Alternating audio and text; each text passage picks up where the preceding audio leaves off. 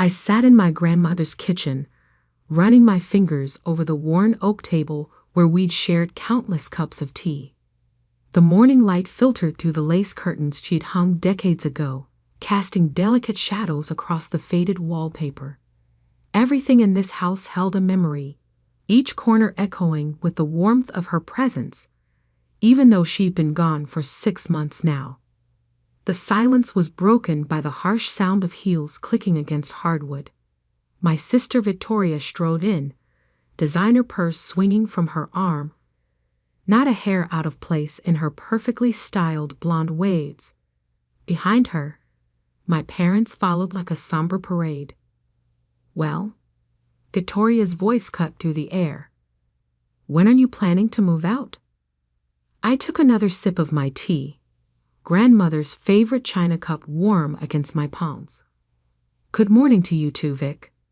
She rolled her eyes, pulling out her phone and barely glancing up. "Don't be difficult, Emma. You know this is my inheritance now. The lawyer read the will yesterday." Our mother stepped forward, wringing her hands in that nervous way she developed ever since Dad's business started struggling. "Emma, honey, we know this is hard, but the will was very clear." I studied them all. Victoria's smug satisfaction, Mom's forced sympathy, Dad's careful avoidance of eye contact. They had no idea what was really going on. "Actually," I said quietly, "I'm not going anywhere." Victoria's head snapped up from her phone. "Excuse me?" "You heard me. This is my house now," she said, voice rising. "Grandma left it to me. It's in the will." I set my cup down carefully, the gentle clink against the saucer echoing in the sudden tension. The will only covers what Grandma owned when she died. But she didn't own this house then. Dad finally spoke, his businessman's instincts kicking in. "What are you talking about?" I reached into my bag and pulled out a manila envelope, weathered and worn like I'd been carrying it for months. In truth, I'd only picked it up from my safety deposit box this morning. "Grandma sold me the house last year," I said, sliding the envelope across the table. "Full sale, properly registered. I have the deed right here." The color drained from Victoria's face. "You're lying." "Open it." Her hands shook as she snatched the envelope, nearly tearing it in her haste. The deed fell out, along with transfer documents, all properly notarized and filed. This can't be real," she stammered. "Oh, it's real," I said, standing slowly. "Grandma and I arranged it all last spring. She knew exactly what she was doing." Mom stepped forward, peering at the papers. "But how could you afford this?" I smiled faintly. "I've been saving since college. All those extra shifts at the hospital, the overtime you all mocked me for taking. Poor Emma, always working. No social life. Remember those comments, Vic?" Victoria's face had turned an interesting shade of red. "This isn't fair. I'm the one who deserves this house. I'm the successful one." "Successful?" I couldn't help but laugh. "You mean living off Dad's credit cards while pretending to run a fashion blog? At least I earned my own way." "Daddy," she shrieked, turning to our father. "Do something." Dad was still studying the documents, his face growing grimmer by the second. "These appear legitimate," he said slowly. "All the paperwork is in order." "I don't care." Victoria slammed her hand on the table, making the teacup rattle. "This is my inheritance. She can't just buy it out from under me." "Actually, I can." And I did. I pulled out my phone. "Now you have 2 choices. You can leave quietly, or I can call the police and have you removed for trespassing." "You wouldn't dare." I hit speed dial, holding her gaze as it rang on speaker. "Local police department. How can I help you?" Victoria lunged for my phone, but I stepped back quickly. Yes, hello. I'm the owner of 1542 Maple Grove Road. I have some people here who are refusing to leave my property. Emma, stop this. Mom pleaded. An officer will be dispatched to your location, the dispatcher said calmly. Thank you. I ended the call, looking at my family's shocked faces. You have about 10 minutes. Victoria's composure finally cracked. You little witch. You planned this all along. No, I said quietly. Grandma planned it. She knew exactly who you were, Vic. All those times you were too busy to visit, too important to help when she was sick. Who do you think took care of her? Who sat with her through chemo? Who drove her to every appointment? Tears were streaming down Victoria's face now, but they weren't tears of remorse. They were tears of rage. You'll regret this, she hissed. I'll fight it in court. The sound of sirens in the distance cut her off. Time's up, I said. You should go. Dad grabbed Victoria's arm. Come on. We need to talk to our lawyer first. They hurried out, Victoria still screaming threats over her shoulder. Mom lingered in the doorway, looking lost. Emma, please. We're family. Family? I shook my head. Family doesn't treat each other the way you all treated me. Grandma was the only one who saw me for who I really am. She's the only one who cared. The police car pulled up outside. Mom gave me one last pleading look before hurrying after the others. I watched through the window as they explained to the officers, gesturing wildly. The deed in Victoria's hand shook as she waved it around. The older officer reviewed the documents carefully, then approached the house. Mom, he said when I opened the door. I've reviewed the deed. It appears you're the legal owner of this property. Yes, I am. Would you like to press charges for trespassing? I looked past him to where my family stood, Victoria sobbing dramatically while Mom tried to comfort her. Not today, I said. Just make sure they leave. He nodded, understanding in his eyes. As he walked back to my family, I closed the door quietly. The house felt different now. Lighter somehow, like a weight had been lifted. I walked back to the kitchen and picked up Grandma's teacup, remembering the day she told me her plan. They think they know everything, she'd said, her voice weak, but her eyes sharp as ever. But you, my dear Emma, you have something they'll never understand. A heart that knows what really matters. I touched the worn edges of the deed. This house wasn't just property. It was Grandma's legacy, her way of finally setting things right, and I intended to honor that legacy. But this wasn't over. I knew my sister. Victoria wouldn't let go easily. She'd always gotten everything she wanted, one way or another. The deed was just the beginning. I pulled out my phone and called my lawyer. John? They just found out. Yes, exactly as we expected. Better get ready. I have a feeling we're going to be busy. As I hung up, a text from Victoria lit up my screen. This isn't over. You have no idea what's coming. I smiled, thinking of the other documents safely stored in my safety deposit box. No, Vic, I whispered. You have no idea what's coming. Because Grandma hadn't just left me the house. She'd left me something far more valuable. The truth about our family's fortune and Victoria's role in nearly destroying it. But that revelation could wait. For now, I had a house to redecorate. 3 days after the police incident, I was sorting through Grandma's old files in her study when my phone buzzed.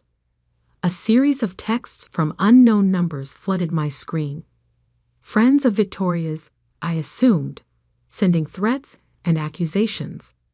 I blocked each one without reading them. Then came the email from our family lawyer, Marcus Bennett. Emergency family meeting requested. Tomorrow, 2 p.m. Attendance mandatory for will dispute. I leaned back in Grandma's leather chair, running my fingers over the carved wooden box she'd given me the night before she passed away. When the time comes, she'd whispered, this will protect you. I hadn't opened it yet. Something told me to wait for the right moment. The next day, I walked into Marcus's office exactly at 2 p.m., wearing the navy suit Grandma had helped me pick out last year. Victoria was already there, surrounded by 3 lawyers I didn't recognize. Mom and Dad sat in the corner, looking exhausted. You've got some nerve showing up, Victoria spat. I took a seat across from her. I was invited. Marcus cleared his throat. We're here because Ms. Victoria Anderson is contesting the property transfer of 1542 Maple Grove Road, claiming undue influence and potential manipulation of the deceased. I noticed Victoria's slight smirk. She thought she had me. Furthermore, one of her lawyers added, we have evidence suggesting Mrs. Eleanor Anderson was not of sound mind when this alleged sale took place. Now I understood their game. They were trying to invalidate the sale by claiming Grandma wasn't competent. I opened my briefcase calmly. Before we continue, I have something you should see. I pulled out a USB drive and handed it to Marcus. This contains video documentation of the sale, including Grandma's medical clearance from 3 separate doctors confirming her mental competency. Victoria's smirk faltered. There's more, I continued. Grandma knew you might try something like this, Victoria. That's why she recorded everything. Marcus plugged in the USB. The large screen on the wall flickered to life, showing Grandma sitting in her study, looking directly into the camera. If you're watching this, she began, it means Victoria is trying to contest my decision. I want to be very clear. I sold this house to Emma of my own free will, with full mental capacity. But more importantly, I need to explain why. Victoria shifted uncomfortably in her seat. 2 years ago, Grandma continued, I discovered something disturbing. Someone had been embezzling from the family foundation, the foundation I started to help children with cancer. At first, I couldn't believe who was responsible. The room went deadly quiet. Victoria, Grandma's voice cracked with emotion. I saw you transfer those funds. I watched you steal from sick children to fund your lifestyle. I have all the documentation, every transfer, every fake invoice. Victoria jumped to her feet. Turn it off. Sit down, Marcus ordered sharply. On screen, Grandma continued, I didn't report it because I wanted to protect our family from scandal. Instead, I found a way to make it right. I sold the house to Emma, the only one of my grandchildren who showed true compassion, and used that money to secretly repay everything Victoria had stolen. Dad's face had gone pale. Victoria, what did you do? She's lying. Victoria screamed.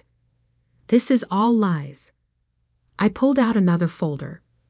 Bank statements, transfer records, and your fake invoices. Grandma kept everything. Victoria's lawyers huddled together, whispering urgently.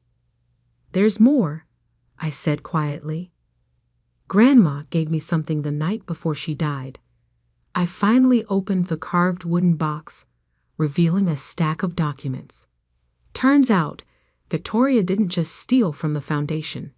She's been embezzling from Dad's company too. Mom gasped. Dad snatched the documents, his hands shaking as he read. $500,000, he whispered, through fake vendor accounts.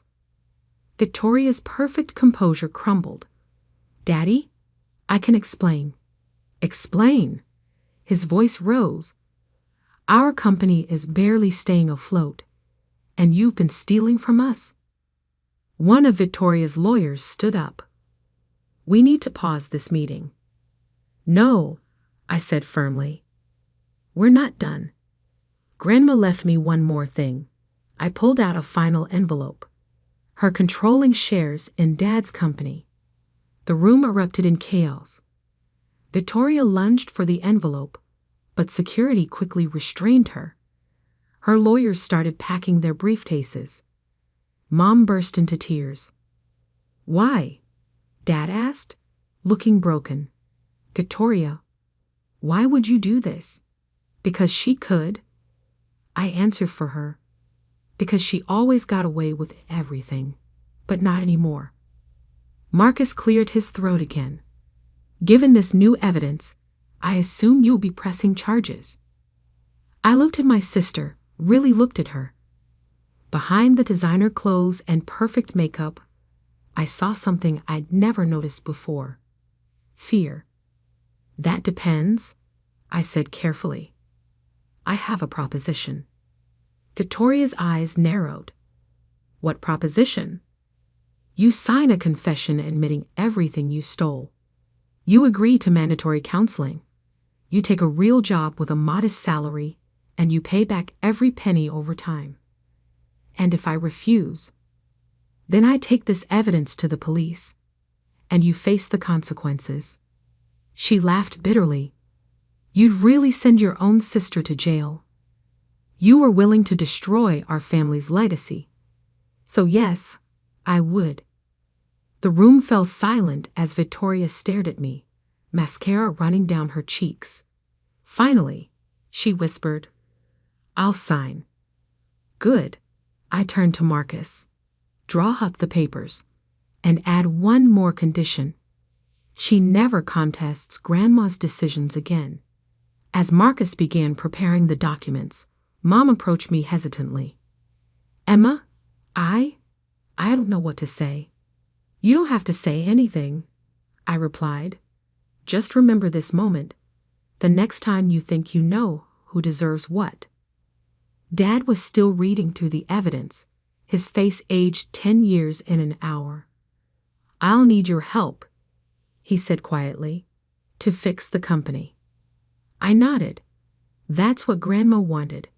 She believed in second chances, but only for those willing to earn them. As I drove home that evening, my phone buzzed with a text from an unknown number. I almost blocked it automatically, but something made me look.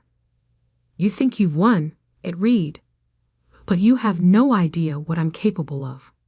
I smiled grimly, thinking of the security cameras I'd installed around the house. The extra copies of evidence stored in multiple locations, and the private investigator I'd hired to watch Victoria. Actually, I whispered, I know exactly what you're capable of. That's why I'm ready for whatever comes next. Because this wasn't just about a house anymore. This was about justice, truth, and finally standing up to the sister who tried to destroy everything our grandmother had built. And I was just getting started. The autumn wind rustled through the maple trees outside Grandma's, my house, as I reviewed the security footage from the past week. Victoria had been quiet. Too quiet. Experience had taught me that my sister was most dangerous when she appeared to surrender. I wasn't wrong.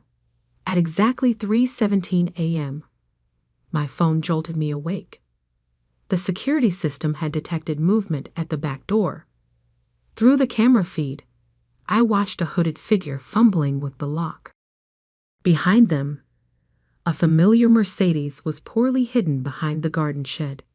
I smiled grimly. Victoria never could resist expensive cars, even for a break-in. Instead of calling the police immediately, I waited. Grandma's final lesson was still unplayed, and timing was everything. The back door opened silently. I'd left it unlocked on purpose. I watched through the cameras as Victoria crept through the darkened house, heading straight for Grandma's study. She was looking for something specific. I stepped out of the shadows just as she was frantically searching through the desk drawers. Looking for this? I held up a small red leather diary. Grandma's private journal. Victoria spun around, pulling off her hood. Even in the dim light, I could see the desperation in her eyes. How did you know you'd come? I flicked on the lights. Because Grandma told me you would. She knew about the other diary too. Victoria's face went pale. What other diary? The one you forged. The one you're planning to use to prove Grandma was unstable when she sold me the house. I pulled out my phone, showing her the text messages I'd intercepted between her and a professional forger. Not very careful with your passwords, are you? She lunged for the diary, but I stepped back. Don't bother. This isn't even the real one. What? I pointed to the security camera in the corner, its red light blinking steadily. Everything you've done tonight has been recorded. Breaking and entering, attempted theft, conspiracy to commit fraud. Want me to go on? You set me up, she whispered. No, Victoria. You set yourself up, just like you have your entire life. I walked to Grandma's desk and pressed a hidden button under the drawer. A small panel in the wall slid open, revealing a safe. The real diary is in here, along with everything else Grandma wanted me to know. I turned to face my sister, including why she really chose me over you.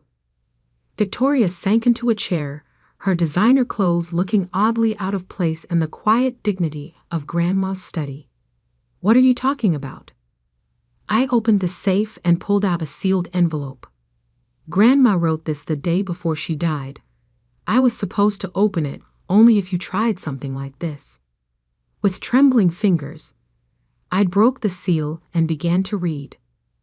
My dearest Emma, if you're reading this, it means Victoria has made her final move. I need you to understand why I chose you to carry on my legacy. Years ago, when I started the foundation, I had a dream of helping children fight cancer, just like I had to. Victoria saw it as a way to access money and power. But you, Emma, you saw the hearts behind the numbers. What Victoria never knew was that I was testing both of you.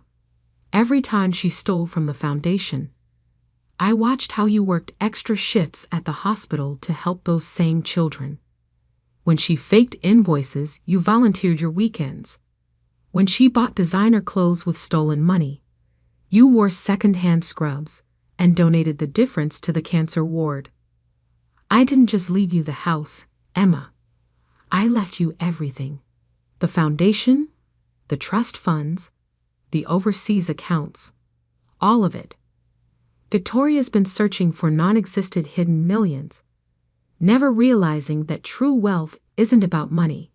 It's about what you do with it.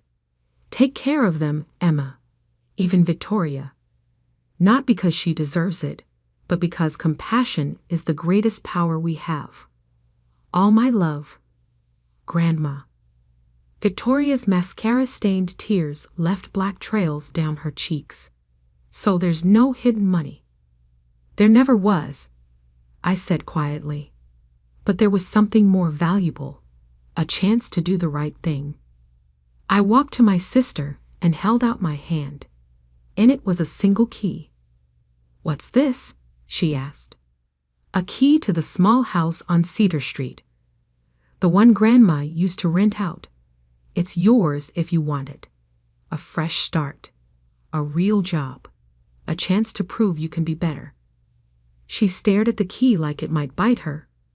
Why would you help me after everything I've done? Because that's what Grandma would have wanted. And because maybe, just maybe, it's time for both of us to heal. Victoria took the key, her hand shaking. I don't deserve this. No, you don't. But that's what grace is about. As dawn broke over the maple trees, Victoria and I sat in Grandma's kitchen, drinking tea from her old china cups. We didn't speak much. Some wounds need silence to heal. Finally, Victoria stood to leave. At the door, she turned back. I'm sorry, Emma. For everything. I know, I said. Now prove it. Weeks later, I stood in front of the Foundation's board of directors, presenting our new initiative, a program to help families affected by cancer rebuild their lives. In the back row, Victoria sat quietly in modest clothes, taking notes in her new role as program coordinator. She had a long way to go to earn trust back, but she was trying. Sometimes I caught glimpses of the sister I used to know, before money and jealousy poisoned her heart. As for me, I kept Grandma's china cups, her lace curtains, and most importantly, her belief that everyone deserves a chance at redemption. The house remained a home, not a trophy to be fought over. And late at night, when the maple leaves rustled outside my window, I could almost hear Grandma's voice. Well done, my dear. Well done. Because sometimes the greatest inheritance isn't what's written in a will or locked in a safe.